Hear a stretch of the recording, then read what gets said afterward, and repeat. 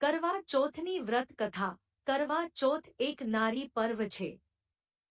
આ વ્રતને સૌભાગ્યશાળી સ્ત્રીઓ તેમજ તે જ વર્ષે વિવાહિત થયેલી છોકરીઓ કરે છે।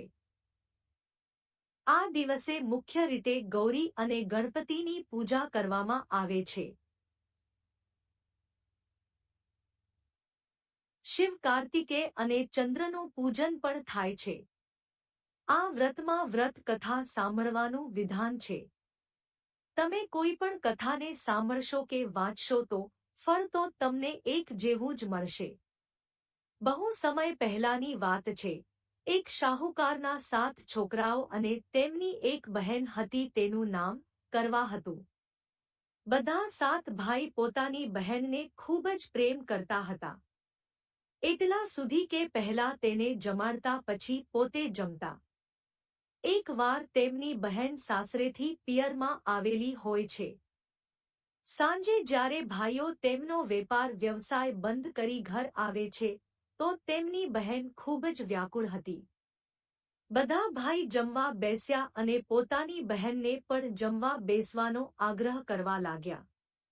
પણ બહેને કહ્યું કે આજે તેનું કરવા ચોથનું નિર્જલ વ્રત છે અને તે ચંદ્ર જોઈને તેને અર્ધ્ય આપીને જ જમી શકે છે। હજુ સુધી ચંદ્ર નીકળ્યો નથી, તેથી તે ભૂખતસથી વ્યાકુળ થઈ જાય છે। સૌથી નાના ભાઈથી બહેનની હાલત ન જોવાઈ અને તેણે દૂર પીપળાના ઝાડ પર એક દીવો સળગાવી ચાયણીની ઓટમાં મૂકી દે છે। દૂરથી જોતા એવું લાગે છે જાણે કે ચોથનો ચંદ્ર નીકળ્યો છે। તે પછી ભાઈ પોતાની બહેનને જણાવે છે કે ચંદ્ર નીકળી ગયો છે, તું તેને અર્ધ્ય આપીને ભોજન કરી શકે છે। બહેન ખુશ થઈને સીડી પર ચઢીને ચંદ્રને જુએ છે અને તેને અર્ધ્ય આપીને જમવા બેસી જાય છે।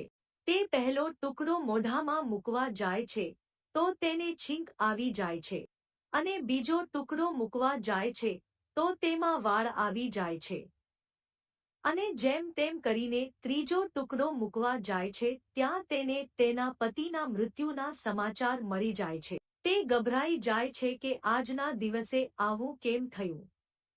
તેની ભાભીઓ તેને હકીકતની જાણ કરે છે કે કરવા ચોથનું વ્રત ખોટી રીતે તૂટ્યું, તેથી ઈશ્વરે નારાજ થઈને આ સજા આપી છે।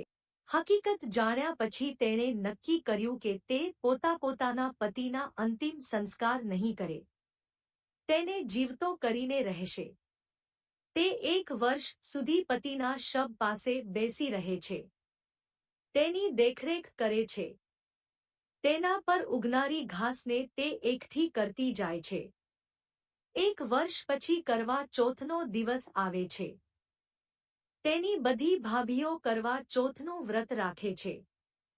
જ્યારે ભાભીઓ તેની પાસે આશીર્વાદ લેવા આવે છે ત્યારે પ્રત્યેક ભાભી પાસેથી યમ સૂઈ લઈ લો, પિય સૂઈ દે દો, મને પણ તમારા જેવી સુહાગન બનાવી દો એવો આગ્રહ રાખે। પણ દરેક ભાભી તેને બીજી ભાભી જોડે આવો આશીર્વાદ લેવાનો આગ્રહ કરીને જતી રહે।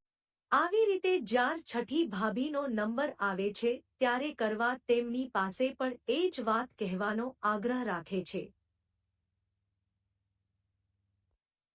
તે ભાભી કહે છે કે તારો સુહાગ નાના ભાઈની ભૂલને કારણે ગયો છે તો તું તેની પાસેથી જ આ આશીર્વાદ લે અને જ્યાં સુધી તે ન માને ત્યાં સુધી હોડીશ નહીં। કરવા એવું જ કરે છે।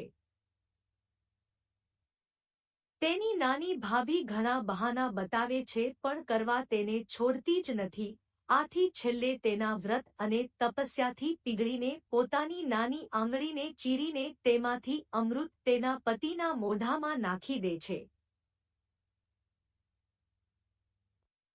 કરવાનો પતિ તરત જ શ્રી ગણેશ કહીને ઊભો થાય છે। આ રીતે પ્રભુની કૃપાથી તેની નાની ભાભીના મારફતે કરવાને પોતાનો સુહાગ ફરી મળે છે। હે શ્રી ગણેશ, જે રીતે કરવાને ચિર સુહાગનનું વરદાન મળ્યું તેવી જ રીતે બધી સુહાગનોને મળે।